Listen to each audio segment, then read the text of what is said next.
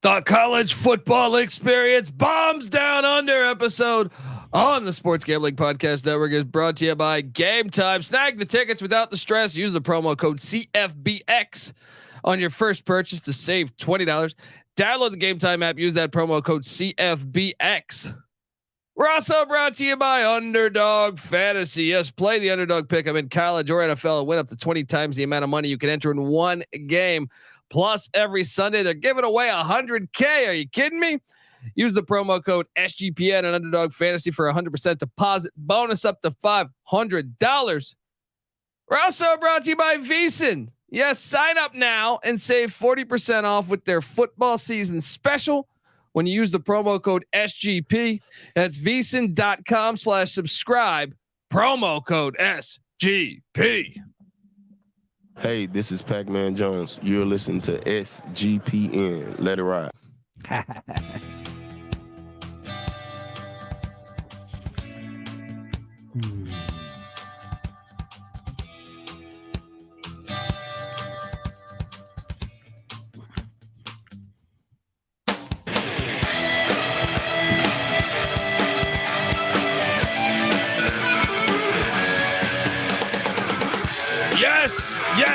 Yes. Woo! Welcome to the college football experience. Bombs down under. I need that soundboard going. Folks, hopefully you're watching on YouTube, youtube.com/the college experience. We got a lot to talk about. Tuesday episode. We normally do this Monday, but I was traveling. And I'm lazy. I'm lazy traveling. Watching it. Enter the Dragon. I was on a flight at 7 a.m. Watching Enter the Dragon, and two women looked at me like I was crazy. It's like watching Bruce Lee just kill an army of people at 7 a.m. Anyway, folks, look, if you're wondering who the hell you're listening to, my name is Colby Swinging Database Dan, aka Pick Dundee. That's not a pick. This is a pick. He was raised in the land down under, where a man thinks on his feet, speaks with his fists, and lives by his wits. When Dundee happened, he was a superstar. Nobody knows nothing. Somebody knows. Double the price, but no one touches Dundee. First off, shout out to the great city of Laramie. Awesome college football experience. One of the, in my opinion, one of the best stadiums in this fine country of ours. What a win. They had, just an insane game. Just an absolutely insane game. If you haven't watched it, reruns, baby. All right. Look, this is part of the C block. If you didn't know. All right. But the C block's kind of different on a Tuesday. But the C block will be back on Thursday, full C block mode. But this is still part of it. All right? I'm still gonna use the credentials here. I am joined by my co-host, and look, he's the host of the Bottom Line Bombs podcast. He's the man in the box. I give you a seat, Jay Sullivan. How you doing, brother? Good. I'm glad you got out of Wyoming. I know it was a big travel day. Just to get out of there alive is something. It's it's a Wild West out there. Go ahead. Laradice. That's what they call it. Laradice. It is Laradice. It's beautiful. And I can't believe he caught that game. Never a doubt Wyoming minus 2.5 tickets. Oh my God. I'm so glad I bet that, because that thing closed at 3.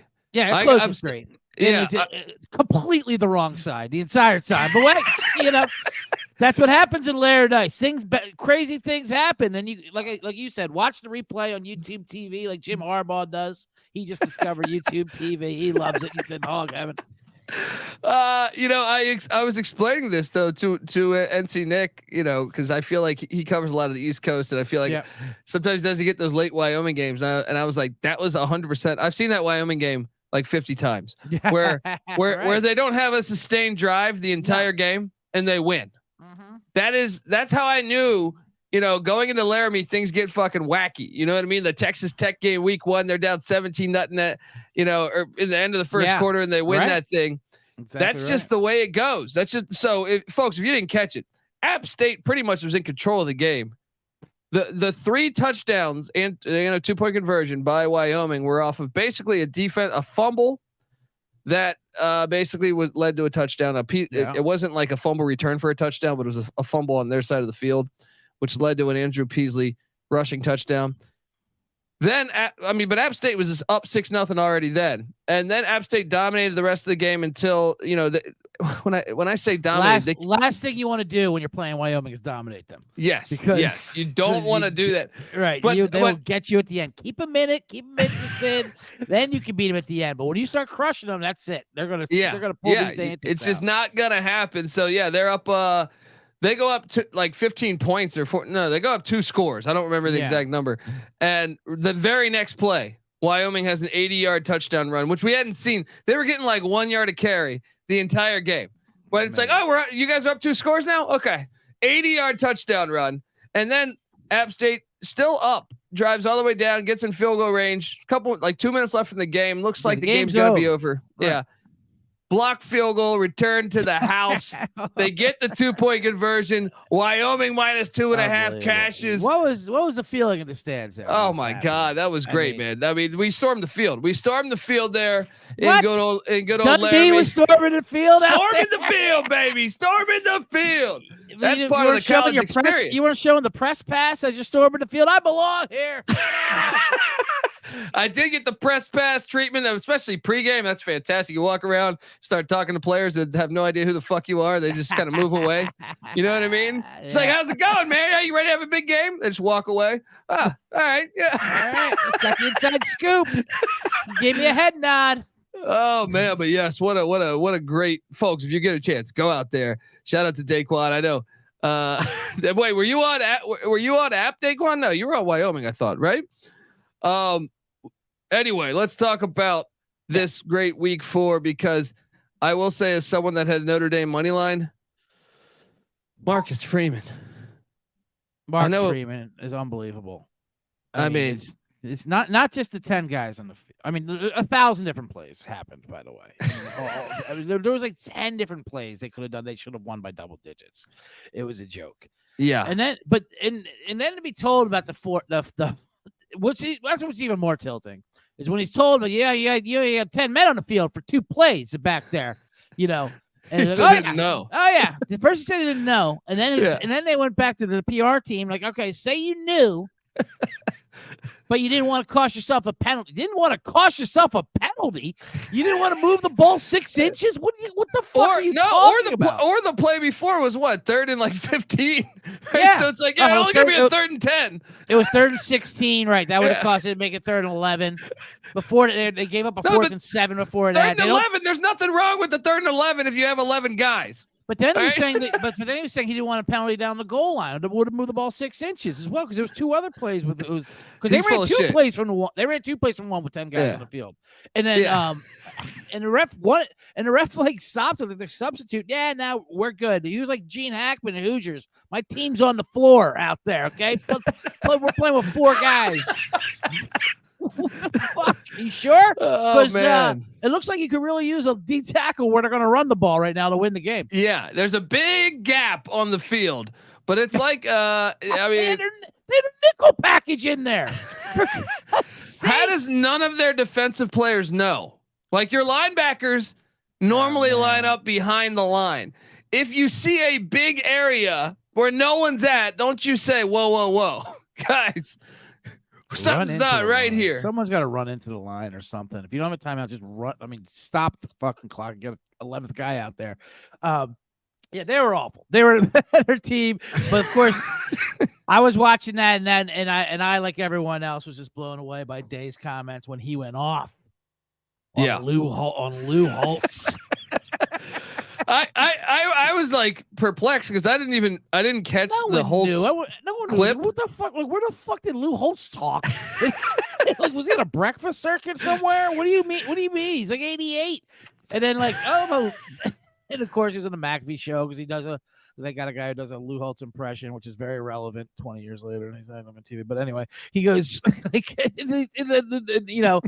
I love how Holtz just represents Notre Dame too. He's been a lot. He's done a lot of. He coached at Ohio State as an assistant. Program. And first of all, what Lou Holtz said was correct. It was correct. It was very correct. Everything he said is correct. Yeah. And you can tell it didn't affect Jay. And because nothing screams that you're a tough team than screaming tough. We're a tough team. Like, we're a tough team. We are tough, guys. Look how tough we are. We just ran a 1-yard touchdown versus 10 guys. The rest of the game, he's doing end around. Anytime they needed 1 yard, they got stopped on 4th one plenty of times in that game. And they're giving it to wide receivers and end around. Yeah. I mean, everything about it said showing they were soft, but like that, it all comes down to Michigan. He's just mad. I mean, it's all upset because that's all he hears about is how Michigan just runs right through them, and which they have done the last 2 years. So he's crying. He's yelling at Lou Holtz. Meanwhile, Harbaugh's he's got a cigar. He's got his parents up there with him at a press conference as they walk through Rutgers. Dude, Mike Elko. Notre Dame is at Duke this week. Mike Elko, legendary DC. I mean, he was a former Notre Dame DC when they had great success with Brian Kelly. He should troll them if they win. Absolutely. He should troll Day and come at Newt Rockne. She's like, Newt Rockne said some terrible things about Duke. 1957. Right. All right, now I'm here to back that up. I'm here to back it up.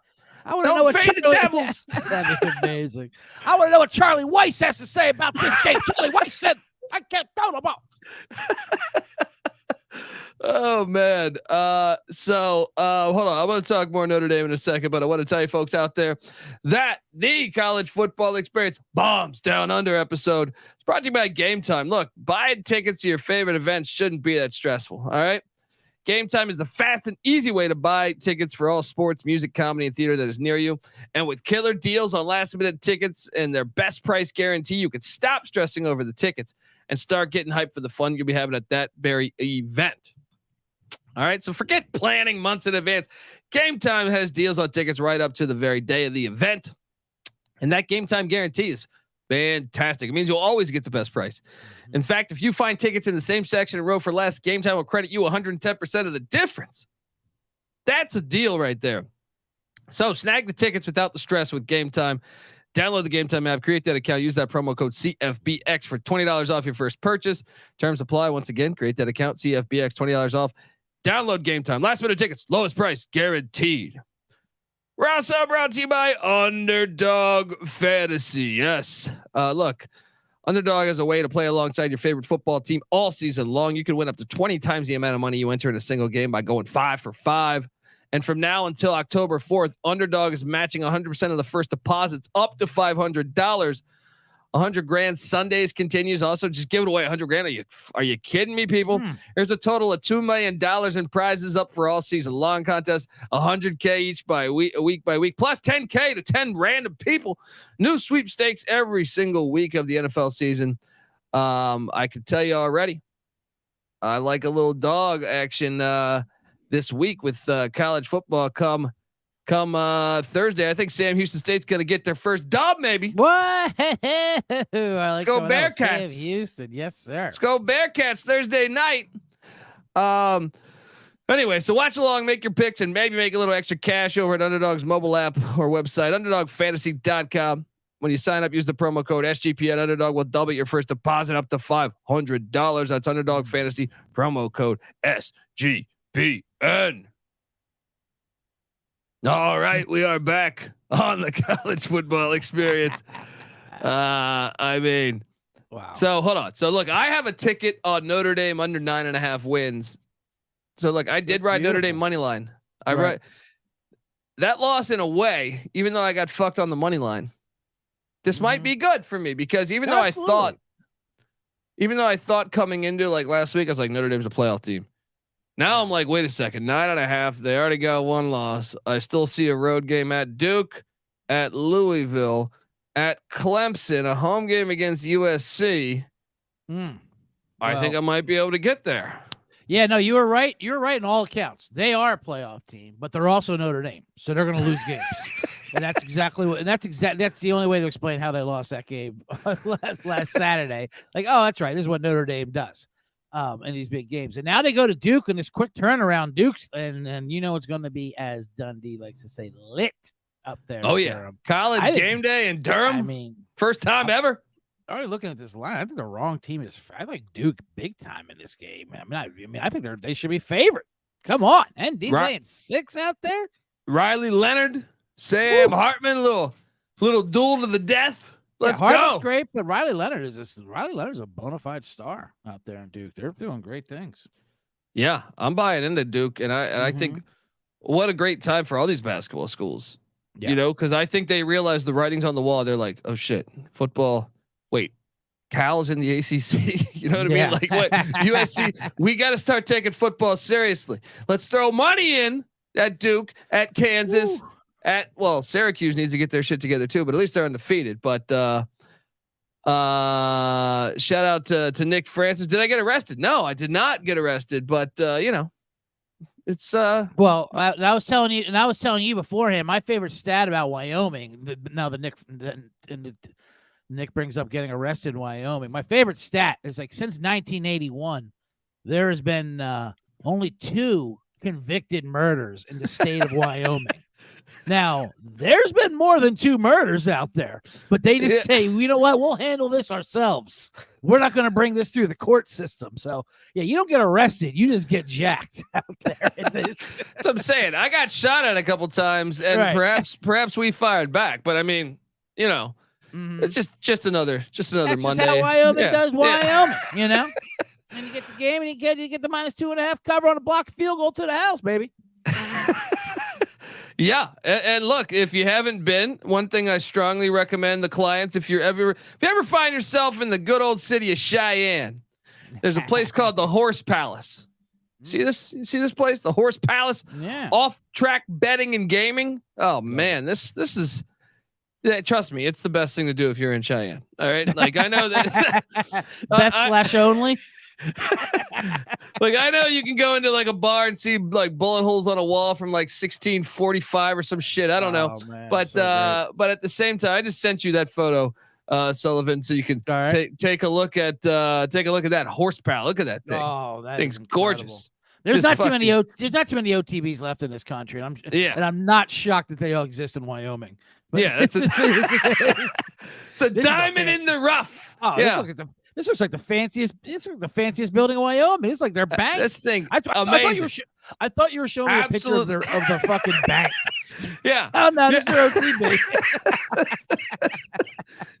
It looks like a bank that like fucking Doc Holliday robbed or something, right? doesn't it? Absolutely, it does. Yeah. Pretty Boy Floyd would go in there.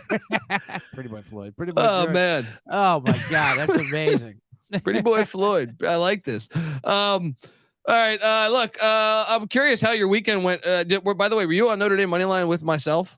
I was on Ohio State -3. I pushed. Oh, you sandbagging son of a bitch! Yeah, I switched it up, and I was on the wrong side. To be honest with you, they should not have pulled that out. Although they were up 10-0, but it was just bizarre. It was the way Notre Dame was just fucking up left and right. It was incredible. They also have a couple fourth and like shorts. They would like just quarterback sneak it. They would just do insane plays. Yeah, where they didn't have to. You know, they could. Yeah. They were stronger than them. I don't know why they didn't run through them. But other than that, I was part of the big games. You're bringing up just hearing Notre Dame's schedule. Very difficult. I like you're under 9.5. That Clemson Florida State game is what started it all off with. Dude, that I was on Clemson with. Clemson should have won that game. I mean, I had Florida State. Yeah. I have Florida State, but I don't believe Florida State should have won that game. But no, they got dominated on Dabo. Although that was an amazing way to lose. It was the only way Clemson could lose that game. It was for that storyline to come full circle with Dabo pulling instead of going to the transfer portal like every other program in this country. He's gonna pull an insurance salesman out of Manhattan to come back down. To go back down to campus to kick field goals, and he blows a fucking 30-yarder at the with a minute to go that would have won the game. Poor Jonathan White. That's the kicker's name. His family was there. He's back. He's back in Manhattan. I'm assuming. He's back in Manhattan. I'm sure. I'm sure he's getting death threats. Thanks, Dabo. Thanks for bringing me back, buddy. I had my life together. Now, now I'm fucking can't leave my apartment. My fiance left me. Right? Oh man, I mean, you gotta love it in a way. Like Florida State very well may get to the playoff because of that win. And like I said, only 7 points in the second half, and that came with what a strip sack return for a fumble. Yeah, absolutely. Yeah, it was a scoop and score. That was luck box completely away. Oh, and it was so funny. Like there was in like anger was like the theme overall the weekend. The Ryan Day yelling at Lou Holtz. Everyone's been wrong or something. Jordan Travis is like, what a disrespect. I'm wearing a Washington. Yeah, I'm wearing a Washington State. Yeah, we'll get to that in a second. That was my favorite one. But Jordan Travis, like, we were disrespected, by single coverage of receivers. Yeah, well, they were right. You were awful. You know what I mean? The offense struggled. The game plan was not the problem for Clemson. I mean, everyone was just wrong, but yeah, they did absolutely struggle. And then at the end, of course, their athletes did show up. That's why we did give out Florida State, and I switched off to Clemson because I was like, it was just too much action. I was on Florida State, but I feel like I got really fucking lucky. I feel like got that. Like, as much as I lost the Notre Dame one, I feel like I got lucky with Florida State. Oh, absolutely. And then Florida State did not deserve that, but they got it. Well, no, that almost solidifies that. Like, if you look at Florida State's schedule. Oh, they're running the table now. Yeah, no, I don't see them. I don't see a loss in their schedule coming up. I thought there was like a trap game at Pitt, but Pitt looks like complete ass. Right. So, like, in November, I mean, I don't know. It looks very good if you're a Florida State Seminole fan, even though I don't know that I would consider you a top 4 team based off of, like, if you were to play, I'd probably I would not rank as a top 4 team, but I do not see them losing also at the same time. Yeah. I feel like you're probably right. Clemson. Now the question is can Clemson get a rematch in the ACC championship? It's going to be hard because Duke has the tiebreaker, and it doesn't even matter if Duke loses to Notre Dame. And then Louisville is undefeated too. So and North Carolina too. You have a couple other teams that are loving what Brom's doing. Clemson doesn't even play Louisville. The Clemson does get Clemson's schedule remaining, by the way, at Syracuse, who's all of a sudden undefeated and looking like Joe Morris is back running for him. Then home to Wake, then at Miami, then at NC State, then home to Notre Dame, home to Georgia Tech, who even looks better than North Carolina and South Carolina. That's a brutal schedule remaining for the Tigers. Right. When we came into the season, we were like, well, all their tough games are at home and it'll help them out. But now, I mean, that the way they lost that game too is so devastating. So I don't know. I mean, I think they can get tripped up in Syracuse this week, but who knows? Yeah, I didn't have the greatest of weeks. I mean, I think I still made money, but it was definitely like, so I felt like the bad beats there, but I hit on Georgia State on Thursday. That was actually probably the biggest thing that brought me money. Yeah. Friday, I actually got my ass kicked. Friday, lost on Purdue, Wisconsin. Fucking Purdue.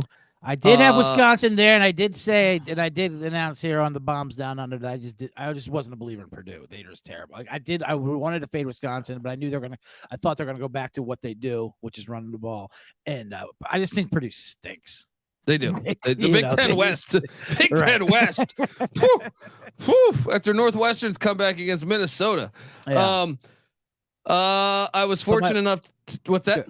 No, go ahead.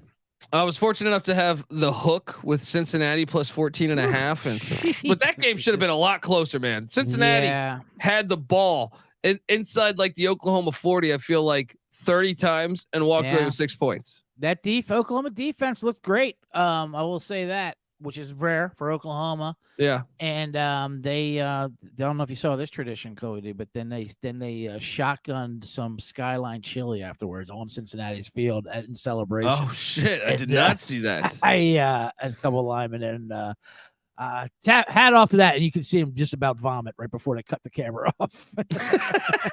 But I like that. I like that new tradition. Of that disgusting cinnamon chili. They definitely vomited. Yeah, they definitely vomited. So I did hit on A&M against Auburn. I had A&M. That was easy. A&M was a big play for me there, and the only way Auburn scored was like a scoop and score with Jumbo Fisher. Auburn sucks, dude. Yeah, like Auburn should have lost at Cal. I'm convinced. Look, I have a ticket on Auburn's over. Very nervous about the only thing that might help them is the fact that like Mississippi State doesn't look great, and I think they get Vandy in the cross. Do they get Vandy in the cross? They get Georgia. I know that, which is terrible. They get Georgia this week. Yeah, a couple touchdowns at home, and Hugh Freeze is already trying to calm things down. Like, let's just all be nice, right? No, this is the SEC, motherfucker. We hate you. Why is it gonna be about hate?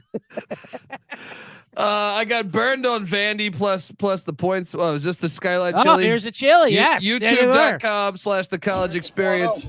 Yeah, watch this. It's Skyline chili. Oh. Yeah, that's what happens. That's what happens right there. That's awesome. That's exactly the reaction you eat when you eat the garbage cinnamon chili. Oh man. Yeah, Texas A&M. They lost Connor Wegman and Brad Johnson's son, Max Lawn Chair Johnson, came in the game. And I'll be honest, Lawn Chair Johnson was firing the laser pretty efficiently. I was like, wait, why is he not the starter? Because the offense looks a lot better with him. But Auburn's pretty trash. I lost. So I hit on A&M. I lost on Vandy. I was dumb enough to take Vandy plus what was it, 14. That's right. And Max Johnson did throw a tight end or a touchdown pass, to his brother. Yeah. Who also is on the A&M team. One other plays. Obviously, I ate shit with SMU too. So I mean, SMU is a brutal one. TCU starting to look a little better to me than that opener. I think we were high on TCU, then we were way too low on TCU, and now TCU is kind of coming in the middle. You know what I mean? Yeah. They're kind of coming back to a little form. Of course, they're not like they were last year, but they're not as bad also as the team that lost to Colorado like that in that shootout. I was on the Ohio Bobcats who were pitching a shutout. Yeah, I was on the other side of that. You mocked me for it, and you were correct. I'm telling you, this Ohio team had they had their starting quarterback against San Diego State, I feel like Ohio would be. Oh, dude, they were going to run away with that San Diego State game. Now we were on San Diego State. We were very fortunate to get that opener because of that quarterback injury. But yeah, you're right. Shout out to your Ohio Bobcats. They dominated. They're good, man. They should be ranked when everyone's healthy. I feel like they should be. I was on Bama -7 against Ole Miss. I don't know how the fuck I pulled that out because I was at I was big on Bama too. Regretted it first half, but then that defense did really crank it up in the second half. And Lane, I don't know, Lane Kiffin in these big spots. He needs to produce. He's always been a gimmick coach to me. Yeah, like I've never thought like he's gonna be like a guy that can get you to the promised land. Like, I don't think I'd be shocked if he got, if any year it would be this year that you could get Ole Miss to the SEC championship. This was the time to do it. If not then, well, now. And now he's being more known for his troll jobs, which he did a great troll job, of course. But the Saban pregame. The Saban pregame. He said they needed a new defensive coordinator, which is Saban. They tweeted out like whatever, end of the road or whatever, some Taylor Swift song, I don't know. But yeah, he's been, he's failing in these spots. I mean, they got a big game coming up this week too with LSU. We'll see what happens, but I don't know. I think it's and he's not, obviously Miss isn't going to drive him out. Well, here's the question you have to ask yourself if you're an Ole Miss fan. He is going to bring in talent, and you're never going to be that bad, right? With Lane Kiffin, but if you want to win SEC championships, which I think is going to be a challenge in its own right, especially when Texas and Oklahoma come into the mix. Remember, Ole Miss, I think, is the only team in the West that has never played in the SEC championship. The SEC championship dates back to like 91. Yeah. So I don't know if he's the guy. It depends. If you want to go 8-5, he's the guy for you. If you want to go 11-1 or 10-2, yeah. I think it's going to be harder and harder, obviously, with Texas and Oklahoma adding. But Bama rolls. How about the Louisville Cardinals? My Louisville Cardinals, my win. Dude, if they win this game, they have a huge game Friday in Raleigh, North Carolina against NC State. If they win that, they'll be sitting there at 5-0. I have a ticket for over 8 wins, and I also have a ticket for them to win the ACC. I love it. I gotta go back I and will. check what the I odds will are. say I'm a little worried about that NC State game though. If they're gonna get trapped up, I do. I mean, I think NC State's very live as a dog. True, and look, I could afford a loss there because they have Notre Dame the following week, and that's not a conference game, and then they have Pitt the week after. Now, maybe Pitt gets better, maybe they don't, but right now I would take Louisville to beat Pitt. So, I think I'm gonna remember Louisville had the schedule that didn't play Florida State, didn't play Clemson, didn't play North Carolina. That's why I like their chances to get to the ACC championship. And then it's a one game situation. So not that I advise hedging, but anyway, let's move along. Let's talk a little bit about Kansas. How about the Kansas Jayhawks, man? How about those Kansas Jayhawks? I had BYU plus 9.5. I ate shit on this, but I do have Kansas. I have a ticket for Kansas to win the Big 12. This is a huge game this Saturday as they head to Austin, Texas, but it's a great spot because Texas has the Red River Shootout on deck. So I know it's I agree. I wouldn't even say BYU was the wrong side. But that game was just inevitable. That was just they just couldn't keep up. At the end, like they were playing with them, and then Kansas offense is awesome. They're averaging like 38 points a game. Yeah, Jalen Jay is one of the best players in America. Yeah, absolutely. So they got a huge game, obviously, in Texas. I mean, talk about two offenses, 38 points a game. Texas is averaging 35 points a game, and that's a team that went to Alabama, and played against that defense. So last year's game was 55-14. So there's going to be some revenge on Kansas's mind. Maybe there's a look-ahead spot. I'm excited for it. The only problem is Texas looks really good right now. Yeah, but Kansas won the last time they were in Austin 2 years ago. That was that one win. Let's go. West Virginia beats Texas Tech. Is West Virginia going to compete for a Big 12 championship? That was impressive win, but also very disappointing. Texas Tech season is over. Yeah. Boy, well, that hype train went off quickly. Yeah. Very true. Everyone in the preseason, Texas Tech is a preseason favorite to win to make an appearance in the Big 12 championship. Not anymore. No. After Wyoming took them down. Starting your goddamn Wyoming. The horse palace.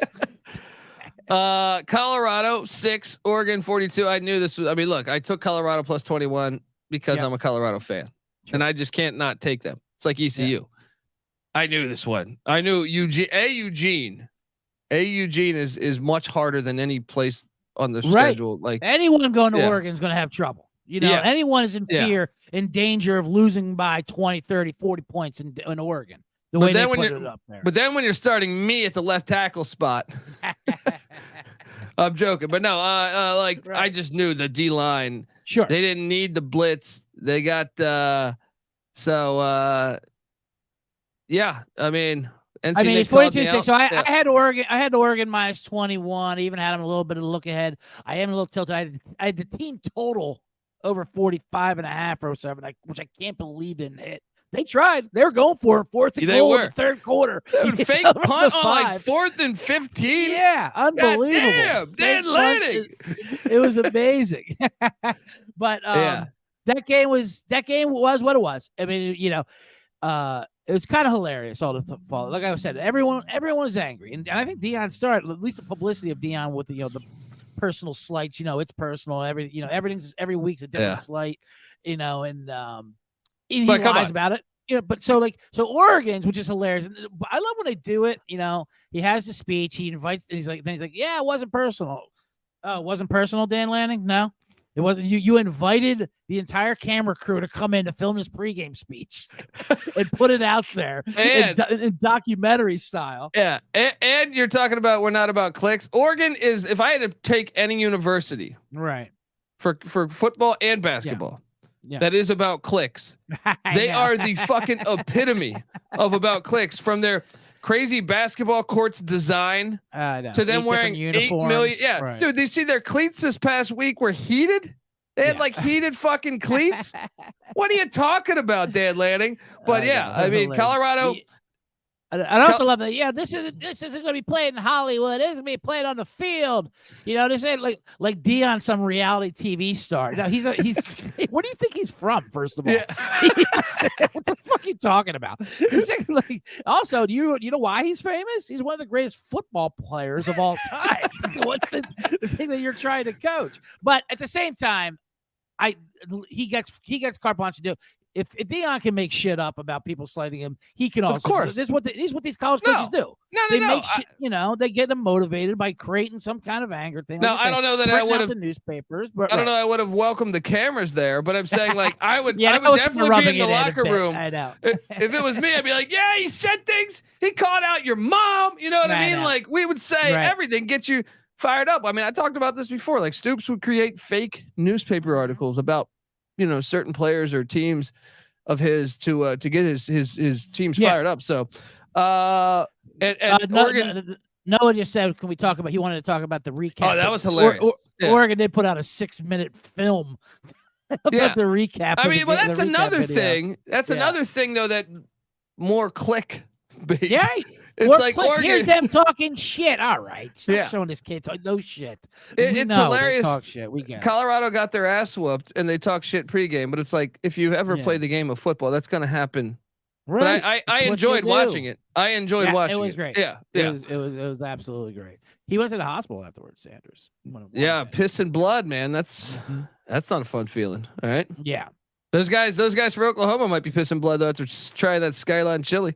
It was kind of weird, like during the game, and then they show the promos because they're playing USC this week as the biggest game of the year. Like, well, it's lost a little bit of its luster now. Dude, I think I watched that Arizona. I was at the hotel watching that Arizona State game. Oh, ridiculous. Dude, I actually think Colorado is going to be able to move the fucking ball all over USC. Yeah, if Arizona State scored 28 points against you. I actually think they could be live, man. I think they could be live in that game. Yeah, USC is really disappointing with what they're. I mean, come on.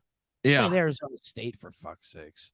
And Arizona State looks like a fucking train wreck. Look, I want to talk about a few more games, but before we do that, I want to tell you that the college football experience is brought to you by VEASAN. Yes, sign up now and save 40% off of football season special when you use the promo code SGP. That's VEASAN.com/subscribe.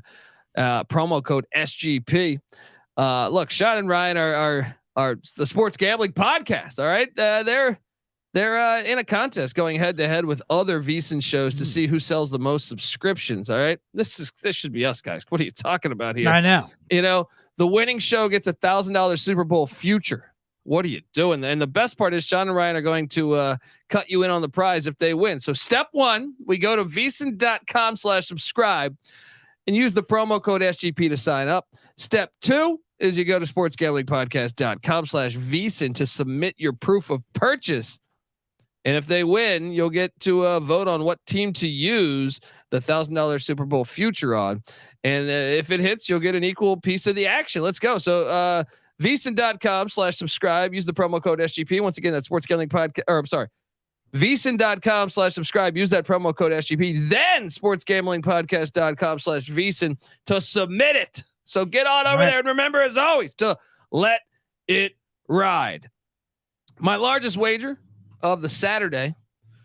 This thing covered my ass because I think I went 5-4 on my locks on Saturday.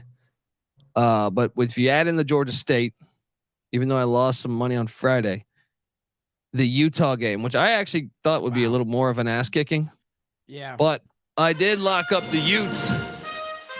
Had to sweat a little bit because I thought Cam Rising was going to play. Everyone did. He was warming up. What the fuck are they doing with him? Yeah. I mean, Jesus Christ. He's out there every game. All right, here we go. Here's the game. No, shut it down. God damn it. Did he graduate last year? Right. And you're just doing this every week? I know. What is going on with this guy? But the Utes still cover. Yeah, he did. That was an awesome performance defensively. Yeah. 14-7. Yeah. Dante Moore was 15 of 35. Amazing. For a touchdown and a pick.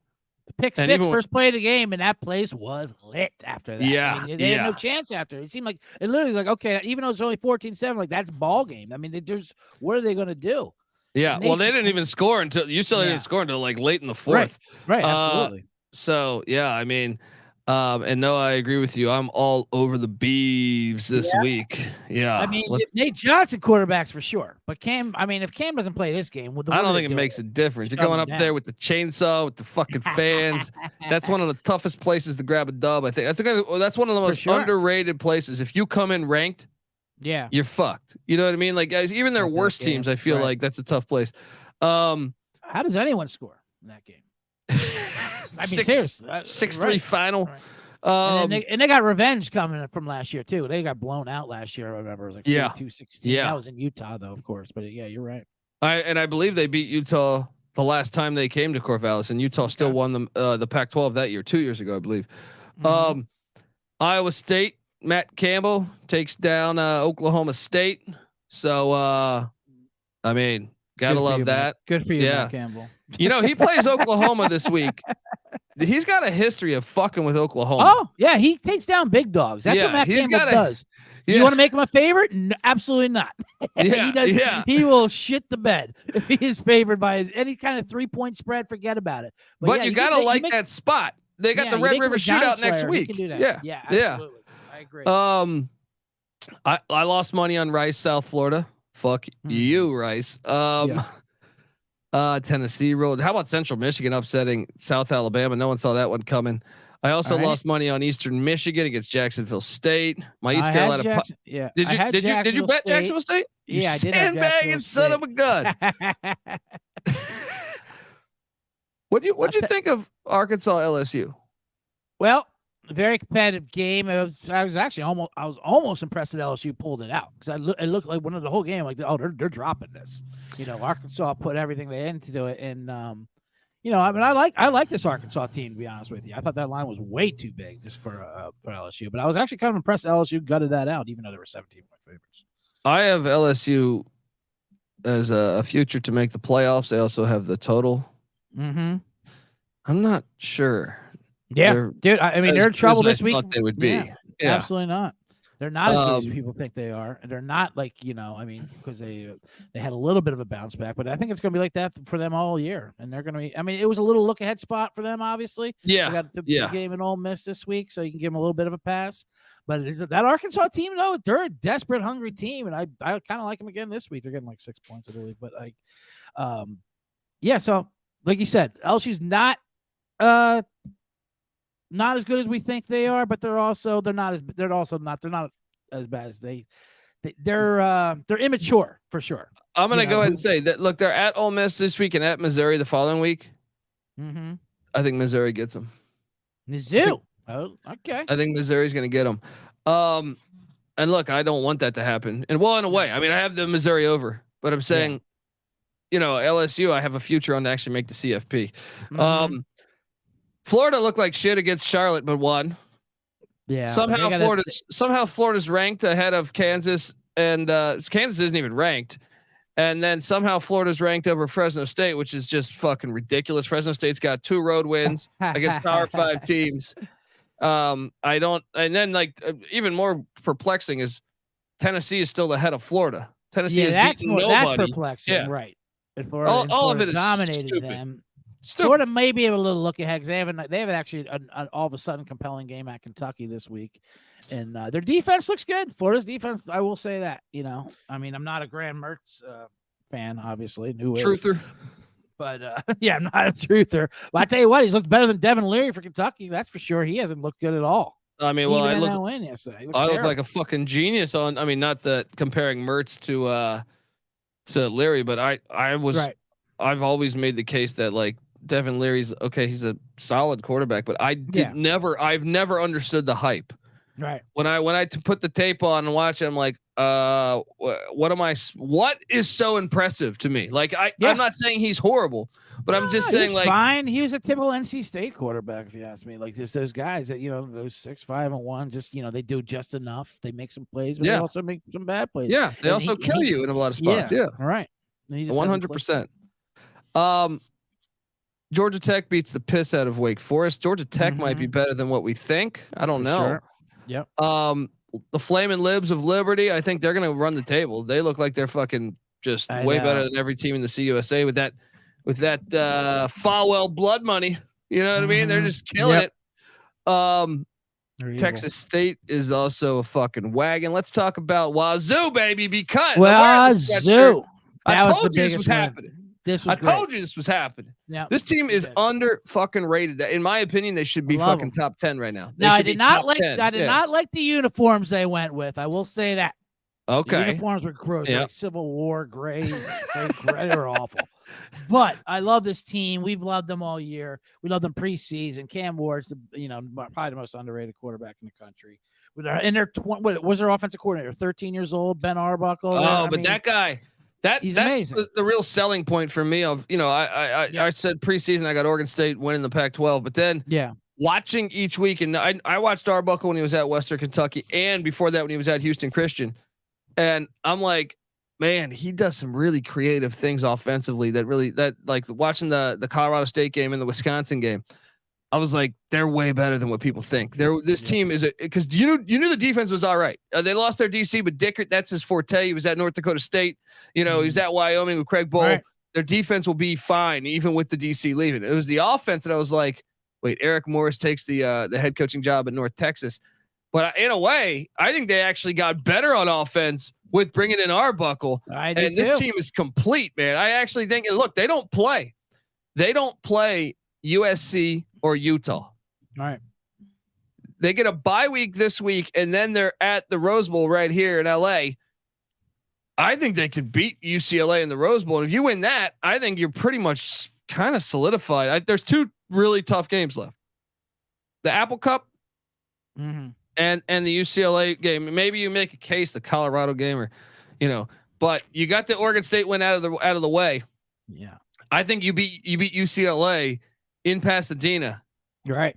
That'd be huge. That'd be a huge one because the Apple Cup, anything can happen in the Apple Cup. We get it. Washington, they're scoring. Next there. You're leaving us, you sandbagging sons of bitches. You know what I mean? That game's gonna be fascinating. We do got to talk about that real quick of Dicker calling out Lee Corso, which is the underrated. The Ryan Day, Lou Holtz took the headlines. When Dicker called out Lee Corso was hilarious because one, this is what I loved about it, because he said, Lee Corso said we're the bowl that nobody wants to watch. I want to talk to Lee Corso about the benefits of the Pac-10 breaking up. First of all, what are you talking about? Lee Corso's not breaking up the Pac-10, the Pac-12. But I will say this. ESPN's hilarious. They prop Lee Corso on camera, 4 fucking heart attacks later, whatever. He's had strokes. He can barely understand. Dude, he should have been gone years ago, man. And I love Lee Corso. I love Lee Corso. He made $1 million on fucking pencils or something like that. And they helicopter him in just so he could put a mascot head on. He, and he didn't even say what they think he said, but you can't understand him because he's having a stroke. He said it's the bowl game that nobody between the 2 teams that nobody wants, which is true. They're the last, like the Pac-2. He's trying to make a Pac-2 joke, how they're the only team. The question is did he write that? Did he create that himself, or did they write that? No, of course, but the question is they couldn't understand what he said. They thought he said watch, but he said wants. But he's like, oh, and then, it's like some fucking Skeletor thing. So they got this whole narrative going on. It wasn't even. Of course, he can't defend himself. They put him back in his chamber for the week. Then they crack open the glass for every Saturday for the next game day, and they'll throw him there with Coach K. I'll say this though, Dicker does have a point with this. I do believe ESPN was the mastermind behind the demise of the Pac-12. Absolutely. A lot of people think it's Fox. Look, Fox is terrible, and they came in and took those. But I do believe ESPN, with the way things went. I think they were kind of the driving force behind the demise of the Pac-12. Oh yeah, if you want to attack ESPN, that's fine. Which is even funnier to make Lee Corso the face of ESPN. He's like, what? He doesn't remember when it's honestly like fucking Weekend at Bernie's. It's like Weekend at Bernie's, man. Like, I mean, NC Nick said it's like Joe Biden up there. $100 million. You have no idea what's figurehead for sure.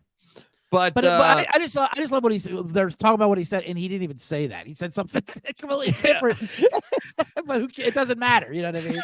And I want to talk to Lee Corso. Really, Lee Corso would love that. He can't talk, but okay. You asked Lee Corso 2 hours later what he said. He's got no fucking idea, huh? Yeah, they got Ryan Leaf taking shots at him. All right, the guy's an old man. Leaf and Herb Street going back and forth on Twitter. Love it. Love it. Love to see it. That game. I'm telling you though, man. Wazoo's schedule. When did it come to the Rose Bowl to Coug? Not this week, but the following week. So they're on bye this week. Then they're at UCLA. Home to Arizona could always be tricky. That Arizona team is. I mean, they obviously have not looked good yet, but they have talent on that Arizona roster. Yeah, I was looking at it the other day, and I know they got. They could be live this week, man. That's what I was going to say. I know they got that NFL team coming to town, but watch out. If I'm Washington, that's a trap spot for them. All those Oregon and Washington schools struggle in the desert. Yeah. Whether it's Arizona State or whether it's Arizona, historically, I feel like that those trips down to the desert are always wacky. So Wazoo still has to go to Eugene, but here's my thing. With them not playing USC and Utah, if they can just beat UCLA, let's say they beat UCLA, they can lose at Oregon and at Washington. And I think 2 losses will get you into the Pac-12 championship. Yeah. Because there's going to be a shit ton of carnage because for some reason the Pac-12 backloaded their schedules for all their teams. Right. There's no way. Like you see it, Utah at Oregon State this week. If Oregon State wins, but Utah still has to go to USC. Mm-hmm. Washington has to go to USC. Oregon's got to go at Washington. There's too much. There's too much of it.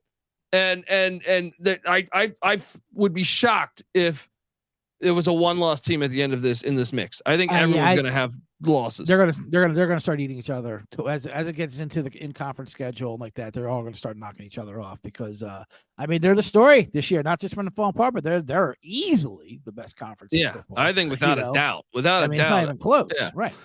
Shout out to the Cougs though. I mean that's going to be fun to watch. Yes, absolutely. I've been loving them. We're loving the Cougs. Northwestern somehow beat Minnesota. What the fuck?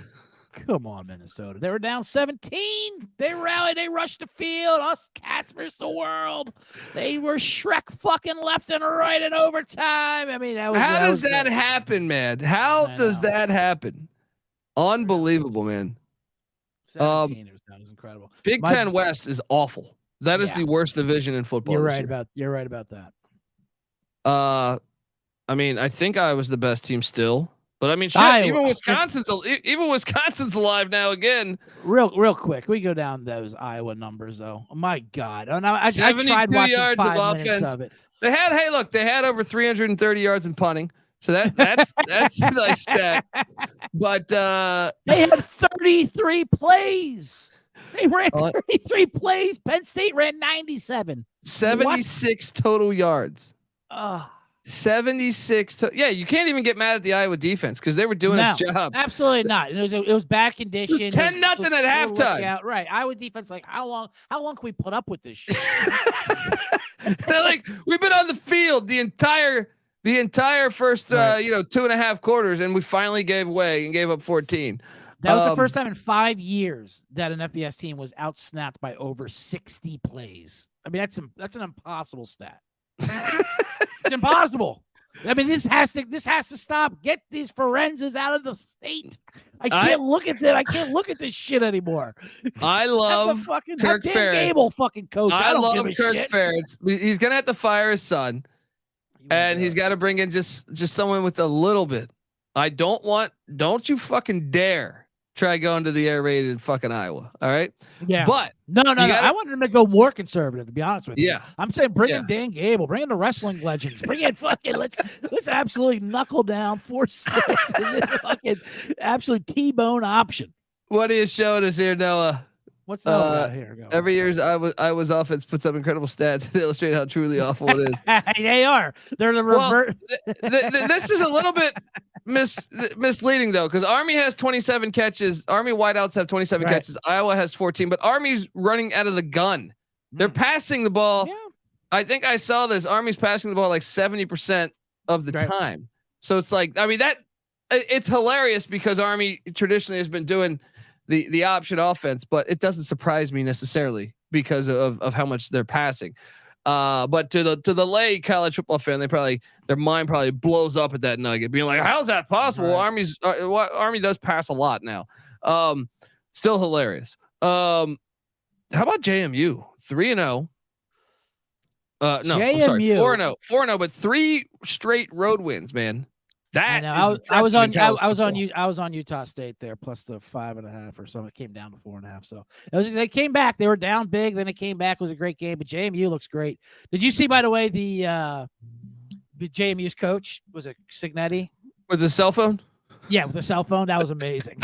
It was amazing. They're showing the referee the cell phone, like, look, he stepped out of bounds, and then the referee gets furious and grabs the phone, and then you can see the fucking like the ball boy, the trainer who gave him the phone, like, hey, that's my phone now. Give me my phone back. He's like, all right, I'll give you the phone, but he was like a teacher. Well, that's supposed to be illegal, right? I heard that's supposed to be illegal. He should have been suspended. Like, like he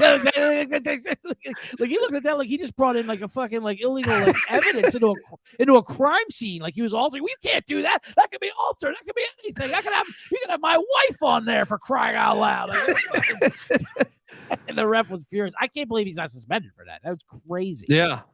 I mean, I don't know what the rules are in that, but you would think that would be. I mean, I have no idea the rules, but yeah, you would think something like that. Yeah. You can do in the NBA. Patrick Beverly's taking photographers' cameras and shoving it in refs' faces. That's nothing. That's a big old. Yeah, you got a technical foul, right? Pat Bev asked Steve. I mean, it was hilarious. It was a nice looking phone. I wanted to know what kind of phone. An IMAX Pro Max screen or whatever too. Noah brings up a good point though. You see that drone video Marshall did? Fucking awesome. Did you see that? Yeah, I did. But they got fined because you can't have a drone. You're not supposed to be able to do that. Players are at stake. Fans are at stake. Fans could get hit in the face The flying drone. All right. That was a great video though. Well worth the fine. That shit looked awesome. Go check that out if you haven't yet. Remember I think we retweeted that at TCE on SGPN. North Carolina North Carolina continues to be one of the best stories in college football as they beat the hell out of Pitt. Pat Narduzzi doing everything he can to not get the Michigan State job. I mean, North Carolina, man. North Carolina, I don't know what to do with them. Pitt, I mean, Pitt is just terrible now. What is going on with them? They look awful. Yeah, and they benched Jerkovic, right? They brought in what did Jerkovic do? Let me pull up these nuggets here. That was a perfect dog spot for them to get North Carolina there, and for them to fucking just get waxed like that is like, okay, this team is just not good. What's crazy is Jerkovic actually wasn't. I mean, it's not terrible. 11 of 15, 109 yards, no touchdowns, no interceptions. They bring in the backup who goes 7 of 18 and 2 picks. So maybe you keep Jerkovic in the game. Maybe you keep Jerkovic in the game. Yeah, I don't know. K-State puts it on UCF. UCF, welcome to the Big 12. Going into the Little Apple. UNLV. Look, I bet the hell out of UNLV. That was easy. I know. UTEP, you get me every week. Yeah. I mean, it's terrible. Amazing. They're terrible. What happened to that? I mean, fuck Texas Tech. That's my biggest disappointment, I think, so far this season. The Miners. Yeah. I mean, the Miners, they came back with all that experience, and they've been just a dud. So USC barely beats. This game was 35-28 with like what? It was a 7-point game twice in the fourth quarter. Yeah, that's what I'm saying. And I think Arizona State I actually think they're the worst team in the Pac-12. Yeah. They've been bad. I mean, granted, they were up for this game for sure, but like that can't happen, you know. I know it's a look ahead spot. They got Colorado in Boulder, and you got the whole Caleb against Shador. You also have the Jerry Rice's son against Deion Sanders' son. Well, if he plays, but I mean, USC's schedule. This is now the beginning of their season. USC's their schedule thus far was San Jose State week 0, Nevada. Those two teams have not beaten an FBS team yet. Then Stanford, who lost to an FCS, right? Yep. Then Arizona State, who should have lost to an FCS. Now, I would say starting now, the remainder of the way, so they're at Colorado, then home to Arizona, who can move the fucking ball. So it wouldn't shock me if you're struggling against Arizona State. Arizona has some guys that can really light it up. Then they're at Notre Dame, then they're home versus Utah, then they're at Cal, home versus Washington, at Oregon, home versus UCLA, and I expect Dante Moore to be a lot better in the end of the season than he is currently. That is they're going through the gauntlet right now. Starting this week, you could say like USC's. There's no way they're going to lose multiple games here. They're going to lose multiple games, maybe 3. Right. You know what I mean? Yeah, I mean, they were begging to lose games last year. They were, living on the edge. But obviously, it's the same exact story as they were last year. They're going to ride or die on this offense and just try to outscore you. For you, nothing has changed. They can change the scheme all you want, bring in your coordinators, but they just don't tackle. They don't do anything. They're fucking soft. Yeah, I don't think they're going to that's too hard of a road. Yeah. So. I mean, maybe they still end up in the Pac-12 championship, but they're going to have 2 or 3. I mean, they absolutely could. Caleb's Caleb. He's great. Well, they might even be like if they beat Washington, then they'd have the tiebreaker, and then who knows? But I mean, they just don't. To me, I don't consider them a real contender for the championship. No, not for that championship. I would consider Washington more than I would consider USC. Dude, I don't know how people don't have when people release their top 25. Right. Like Texas to me has the best resume, right? Yeah. But Washington looks like the best fucking team. Like watching Washington play. Now I know, you can say, well, first off, Washington, every team that they've played, none of them has a losing record, right? I think Boise's 2-2. I think everyone's 2-2. Tulsa's 2-2. Michigan State's 2-2. And then who did they play this last week? They played Cal. I think they're 2-2. So they played Cal. I will say, and that's one of the reasons why I kind of like Arizona, the trap game this week. it scared me a little bit to see Cal, who has a horrendous offense, put up like 35 on Washington. But I mean, granted, they were down by 30 that was the entire game. Cleanup. Yeah. But it was cleanup. But I mean, they did have their way with them though, which is kind of a weird. They had 45 points at halftime, and I consider Cal's Cal's defense decent. Yeah, for sure. So that is super fucking impressive. Like, to me, I know we're going to get the database top 25 ranking starting in October, where they should come out instead of this bullshit they do in August and September. But yeah, to me, Washington is the team that just from eye test just looks incredible. Yeah. So, sure. And I'm with you, Trevor, on that Penix Heisman. I have some Penix Heisman tickets, 25-1. Let's go. Look, before we get out of here, quick look ahead. We have. I do want to say my biggest loss though. Dundee. What's that? I'll say real quick. The game is real quick. Sure. And I want to give a shout out to the Colorado State Rams, who bounced back after that huge game of Colorado. I was on them, buddy. I was on Middle Tennessee. I was like, it's a perfect letdown spot coming in there, 17-10. And hearing all the pundits say, well, I mean, they played till 2 a.m. last week. How did they ever recover from like they're a 40-year-old reporter? Yeah, I know how you wouldn't recover from being out till 2 a.m, but these are fucking kids who are up till 3 every day of the week. They were just fine. So I fell into it. I did Middle Tennessee, and I felt immediately. I actually got off it a little bit at halftime when they were down 7. I'm like, oh, this is a good time to buy back. Because I was watching, like, there's no way. Colorado State's a better team, and they rolled right through them. Hear me out on Colorado State for a second, because I think if you watch that Colorado game, a lot of people think Colorado State was the better team, including myself. Mm-hmm. They found a way to lose it. Yeah. The other game that they've played is a loss to Washington State, who looks like a top 10 team. Right. That loss looks tough. Yeah. Colorado State, I still think me and Nick were having this conversation, and he was kind of pushing back a little bit on. Yeah. I think they're still contenders in the Mountain West. I think Fresno obviously looks like the best team in the Mountain West, but Air Force, Wyoming, Colorado State, and even Boise, all still there. It's going to be very fun to watch down the stretch, but I think Colorado State is a contender in the Mountain West this year. For sure. It was a lesson learned in situational handicapping, and I fell into it. I'm like, how can I possibly get bounced back from playing at 2 a.m. and playing that Colorado game emotionally? Pretty easily. They did it pretty easily. Yeah. It took them about one half of football to get their sea legs back under them.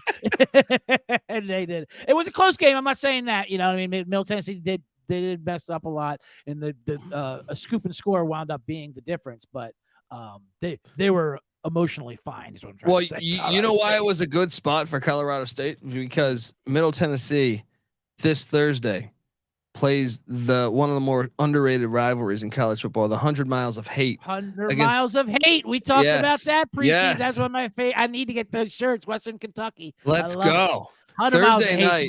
One of my favorite names for a rivalry. That's yes. Thursday night.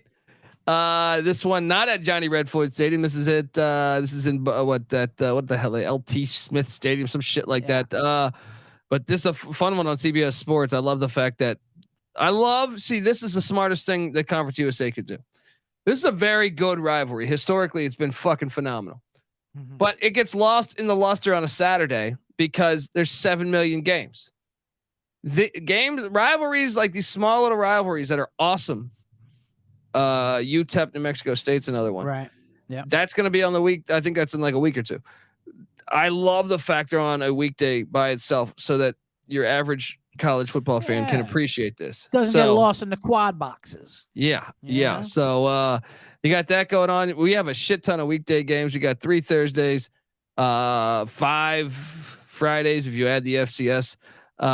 Big time matchups on Friday. Louisville, NC State has both undefeated in ACC play. Utah, Oregon State, Cincinnati, BYU. I still think BYU or Cincy could still be a player in the Big 12 mix because you never know how many losses the other team. I expect one team in the Big 12 championship to have maybe 3 losses. So they're still alive. Big time games. You also have La Tech, UTEP, Temple, Tulsa, just a random game, and then Jacksonville State, Sam Houston, who I mentioned earlier. But yeah, it's a loaded slate. And any games catching your eye? Just I know on Thursday we got to break it down. But for the games coming up, besides the Utah Oregon State, of course, I love that. I mean, I'm interested in, the big ones, ND Duke. I know I'm already, I'll do a little spoiler. I will be on Duke in that game. Other than that, I mean, the Kansas-Texas game looks great. LSU, Ole Miss. Usually the home team comes out there. I don't know. We'll see. There's a lot of good games. A lot of good games that I didn't think would be good. Like Florida, Kentucky, I didn't think would be good a couple weeks ago, but now I'm interested to see what happens. I think Washington, Arizona is sneaky. I think that's sneaky. That's what I was saying. Yeah, like that. I mean, Arizona's a talented team that hasn't pulled together yet, but they, like you said, Washington, they do. It's a trappy in the desert. They don't do well. Can't wait. We're going to have it for you all week long, talking college football. In fact, first, give CJ Sullivan a follow on Twitter at CJ Sullivan _ and check out his podcast, The Bottom Line Bombs. Normally part of the C Block here, but C Block will be fully. We stretched it out. That's all. I did a show yesterday, and I saw the C Block's going over 2 days. I set it up for it. I took the noon spot and said, "I love it. We're going to finish this up on Tuesday, and then Thursday we have our dog bombs coming in. Let's go." And look, folks. On Thursday. Yeah. So Thursday, C Block, you'll get the weekend bombs from myself and CJ Sullivan, and then that goes right into the Bottom Line Bombs podcast, which you should be subscribed to, and you can watch those live on YouTube Thursday. Also for today, Slate folks, I am back talking FCS reaction show at I believe 4 or 5. You'll see it in the YouTube, and then college basketball. We're hitting 2 college basketball episodes, conference previews tonight. Woo, and then, so the college basketball experience full on back. We're previewing all 31 conferences. We're going to get it done. Then late tonight, 8:30, I think 8:40, something like that. Pacific time, I will be on the Sports Gambling Podcast talking more college football. It's a fulfilled day. We are back. I can't wait, baby. So check us out. Check out the college football experience, the FCS college football experience, the college basketball experience, the college baseball experience with Noah Bieniek, who's doing great work behind the scenes here. And check out obviously the Bottom Line Bombs and the Big 12 experience with Moneyline Mac. Check it all out. Check out the Sports Gambling Podcast. And folks, this is a great time of year. It's just a great time of year. You get everything. You get the football race thickens up. Now you're starting to talk hoops. You got all this other shit. It's great. It's great, folks. Until next time, this is the college football experience. Bombs Down Under episode. You better start thinking about yours. And we are out of here. Run and shoot. We can really run and shoot. And the whole team's looking and the whole world's looking with the cameras. Run and shoot. We can really run and shoot. And you know what you're getting.